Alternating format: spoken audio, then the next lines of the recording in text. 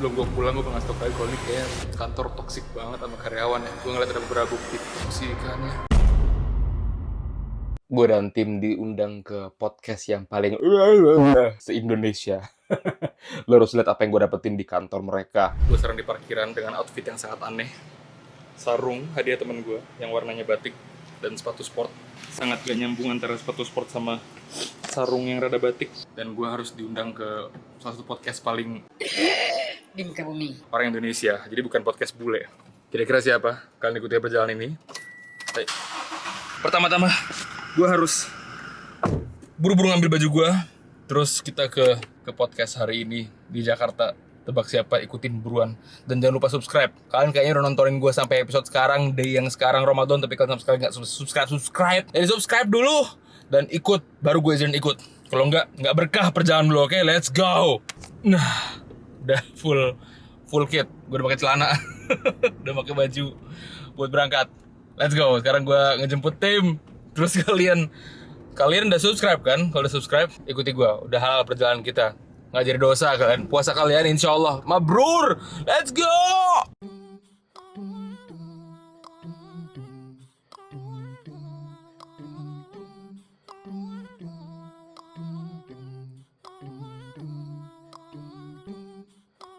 Kita udah sampai.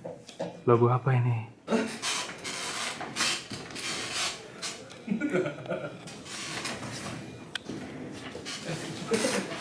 Jadi sekarang gue ada doang kayak solusi. Maaf gue berisik. Mereka lagi pada puasa pastinya ya, karena gue ngeliat ada yang makan di sini. Terus gue diundang berarti udah ke 4 kali kayaknya dari sejak COVID. Gue awal viral ngajar ngaji. Gue dulu ngomongin ngajar ngaji, terus gue ngomongin tentang teknik viral TikTok. Terus sekarang dia ngajak gue lagi buat acara sama Ustadz Zulkarnain Sunusi. Beliau Ustadz favorit bokap gue. Dan gue juga, nyokap gue sampai pas tadi gue habis ganti baju ke rumah, nyokap gue tuh sampai kayak ngomong ke gue, Said hati-hati. Gue bilang hati-hati apaan? Ustadznya sesat kan? Bukan hati-hati salah ngomong. Gue bilang, ya ntar gue ajak bahasa Arab lah.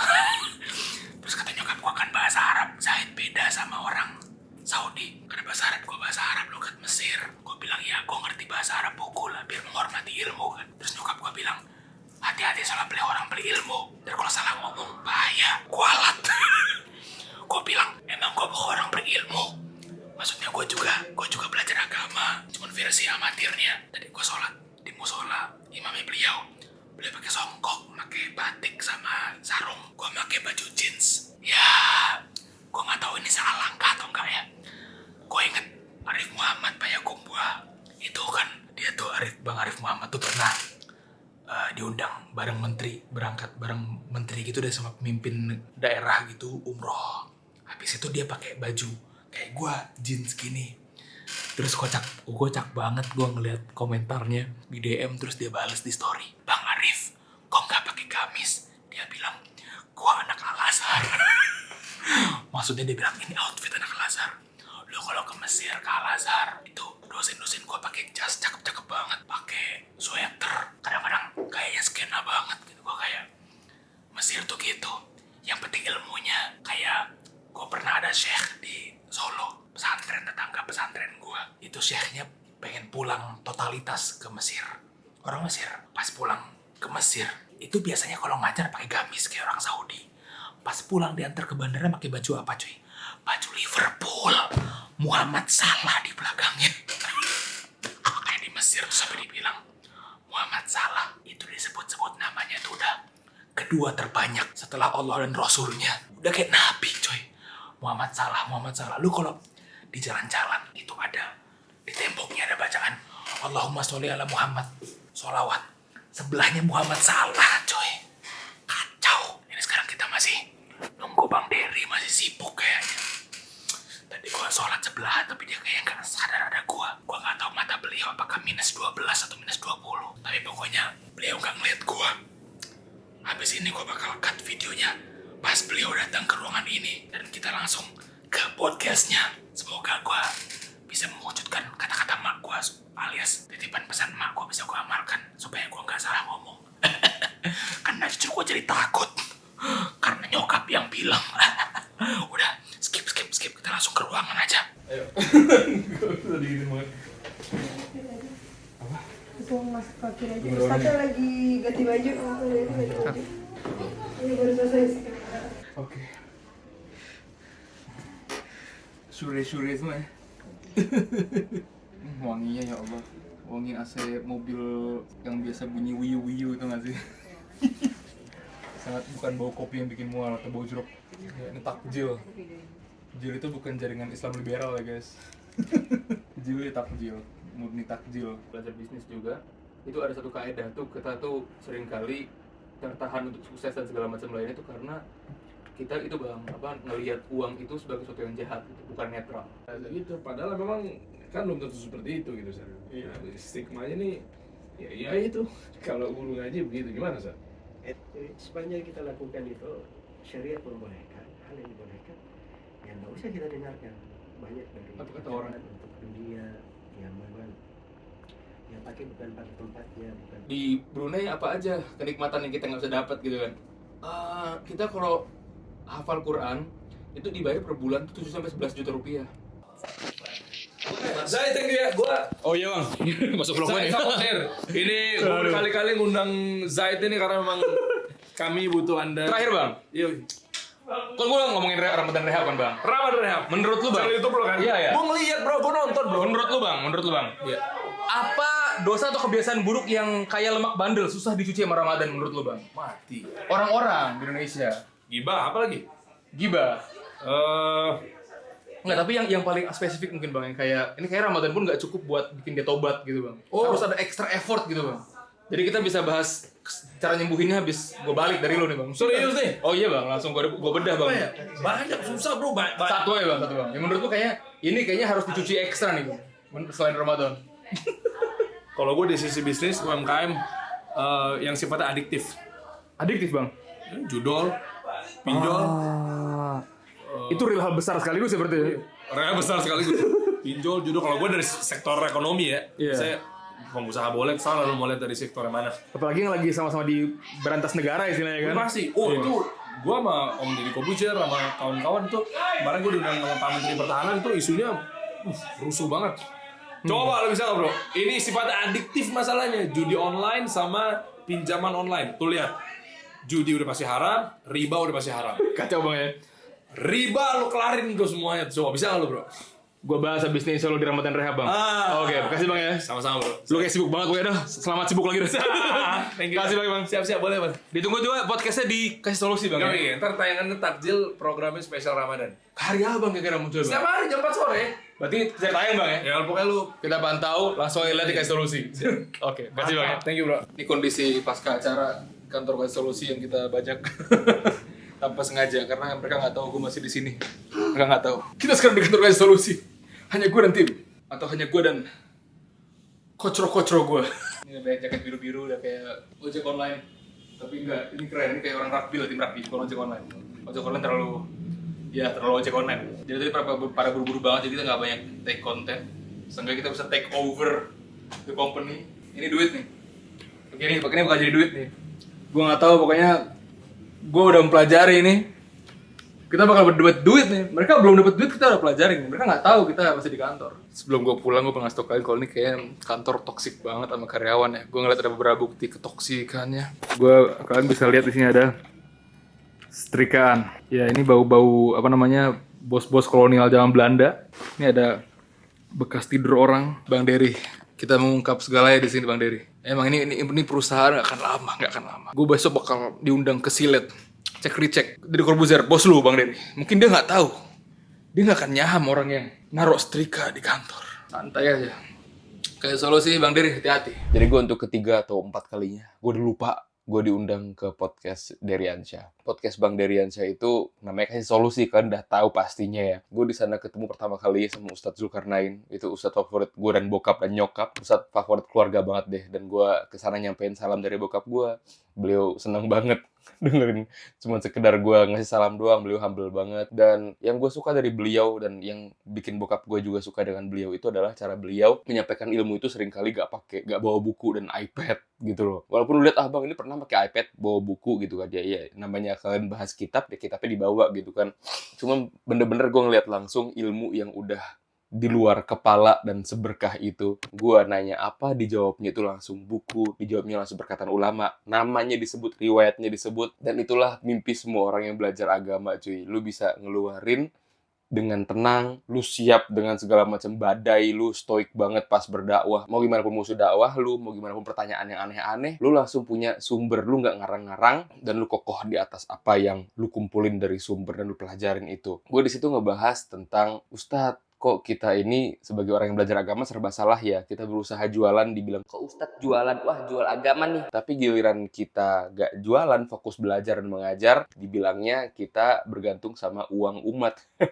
Gue kayak, wow, hidup jadi orang yang belajar agama ini susah banget gitu kan. Akhirnya beliau ngejelasin banyak hal yang kalian harus nonton langsung di podcastnya mereka, yang gue ringkas, yaitu adalah ulama zaman dulu sampai ada yang dinamakan As-Saman Az-Zayyat, ahli hadis, ahli Quran, tapi disebut sebagai As-Saman Az-Zayyat. Gue lupa nama ulamanya, ini terkenal banget. Seorang penjual mentega, penjual minyak di waktu yang sama, dan itu nggak mengurangi kadar ilmunya, nggak membuat beliau nggak dipercaya, nggak diambil hadisnya, tapi disebut sebagai tukang mentega dan tukang minyak. Dan juga ulama dahulu itu berbeda-beda, Zahid, dijelasin sama Ustaz Zulkarnain. Mereka itu perbedaannya sama sekarang. Sekarang kita antar pelajar agama, bahkan gue ngerasain tekanannya gitu kan. Ketika gue dan teman gue yang di Saudi, dia kuliah sambil berjualan, gue bantu jualannya sebagai orang yang di-endorse dan mempromosikan dan konten, semua dibuat majelis lah untuk membuat bisnisnya selesai. Bisnisnya nggak ada gitu. Tidak boleh kita belajar sambil berbisnis, kita mengganggu segala macam kita. Tapi Ustadz Zulkarnain nggak.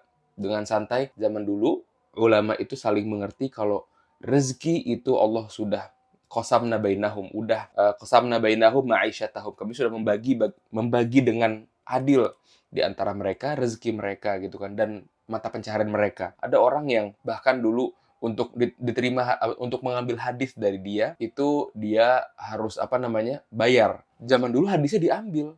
Nggak dibilang, wah jual agama, jual hadis. Enggak. Kenapa? Karena mungkin aja para ulama ngerti ada orang-orang yang kalau mereka nyari duit dikit, hadisnya lupa semua. Kalau mereka nyari duit, malah hancur bisnisnya. Kalau mereka nyari duit, malah susah hidupnya. Akhirnya mereka nggak punya cara lain selain ngejual hadisnya, karena mereka butuh hidup. Habis itu ada juga orang-orang yang bisa menyeimbangkan antara keduanya. Dia hadisnya lancar, tapi dia juga membayarkan nafkah ahli hadis yang lain nih.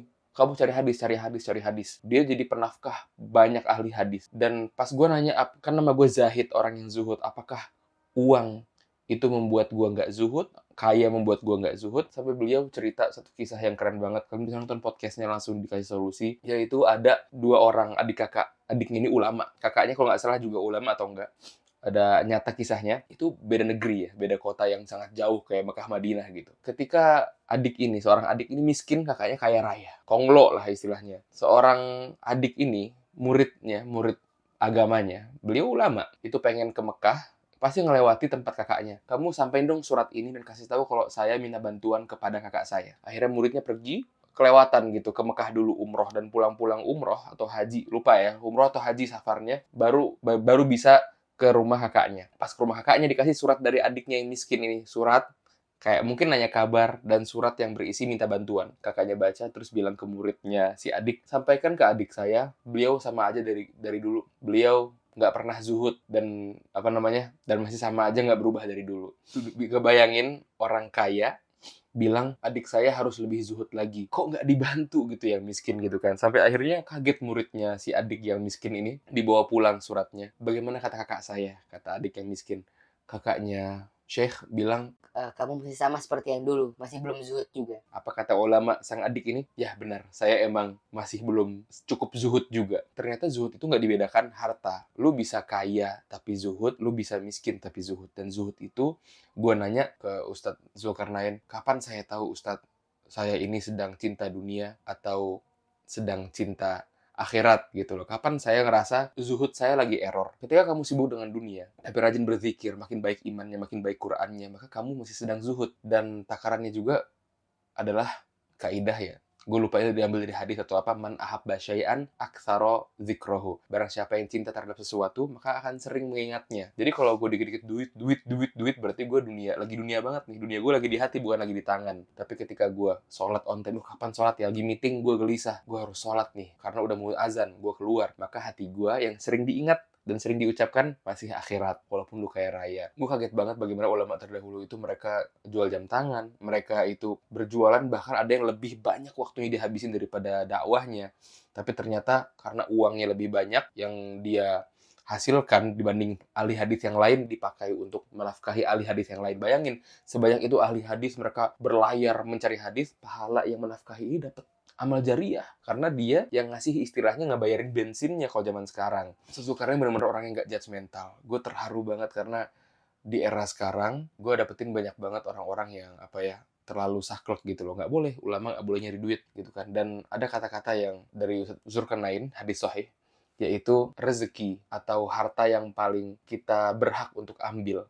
Upah yang paling berhak untuk kita ambil dalam hadis, yaitu adalah dari Al-Quran. Gue bingung karena zaman sekarang banyak orang-orang kaya bahkan yang rela anaknya les bahasa Inggris 100 juta, tapi ketika ngajar ngaji sejuta dia bilang, mahal sekali jual agama segala macam. Gue tanya, kenapa Ustadz kayak begitu? Karena bayangkan Zahid, kata Ustadz, kalau orang yang ahli Al-Quran aja udah jarang, dan mereka untuk fokus sama Quran susah karena harus kerja lagi.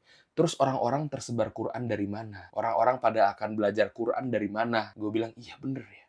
Gue langsung inget temen gue di Brunei, dia cerita kalau lu di Brunei hafiz Al-Quran, hafiz bukan pengajar Quran ya, dan lu nggak ngajar Quran, lu nggak ngimam, hafiz doang. Hafiz Quran itu dilestarikan, dipupuk gitu loh. Dengan cara apa? Kalau lu hafiz, lu dites, lu berhasil, lu bakal dibayar bulanan kalau nggak salah 11 juta rupiah. Kalau nggak salah. Itu selama sepanjang tahun sampai ketemu bulan yang sama, misal Desember. Di Desember itu lu bakal dites lagi, dites. Lu masih 100% hafal nggak? Kalau hafalan lu ngurang kualitasnya, lu bakal dibayar lebih dikit. Misalnya per bulan 6 juta atau 8 juta. Lu dibayar cuma sekedar ngafalin hafalan. Lu dipupuk gitu loh semangat lu untuk, oh sebab ngafal Quran, ya karena dibayar tiap bulan. Jadi ada kayak beasiswa padahal lu nggak kuliah gitu loh. Akhirnya apa? Banyak yang ngafal Quran, banyak yang punya waktu buat Al-Quran. Kaget gitu. Ketika kita belajar agama, ternyata kita nggak boleh menganggap uang itu sebagai sesuatu yang jahat. Gue belajar dari mentor-mentor yang bahkan mereka bukan orang Muslim, Chinese. Mereka bilang uang itu guys, sebelum kita nyari uang, kita harus sadar kalau uang itu adalah benda netral. Dia bisa jadi jahat dengan orang jahat, jadi baik dengan orang baik. Begitu pula zuhud, bisa zuhud dengan kekayaannya, bisa zuhud dengan kemiskinan dan kesulitannya. Dan Zulkarnain benar-benar ngasih gue gambaran kalau ulama terdahulu itu nggak ada yang saling vonis. Kenapa? Karena mereka saling paham dan mengimani kalau Allah sudah memberikan rezeki berbeda-beda. Kalau emang kok dia jadi fokus dan jago nyari duit, nggak ada yang dengki kayak, wah berarti kamu nggak belajar agama. Belajar, semua belajar. Dan semua sadar akan kapasitasnya. Kalian harus nonton Kasih Solusi, subscribe gue juga untuk dengerin bahasan yang seperti ini. Inti dari akhir video ini adalah kita harus ngerti konsep rezeki dan kita harus persedikit dan rehabilitasi diri kita selama Ramadan untuk tidak dengki dan tidak suuzon sama orang lain. Karena ulama terdahulu itu damai, tentram. Karena apa? Mereka profesional. Mereka memang berdebat dengan cara yang benar dan hikmah. Kalau ada buku yang tercantum dalam kesesatan, dibuat buku yang lain untuk klarifikasi buku yang pertama. Atau buku orang lain dijelasin di buku dia tentang kesalahan buku ini.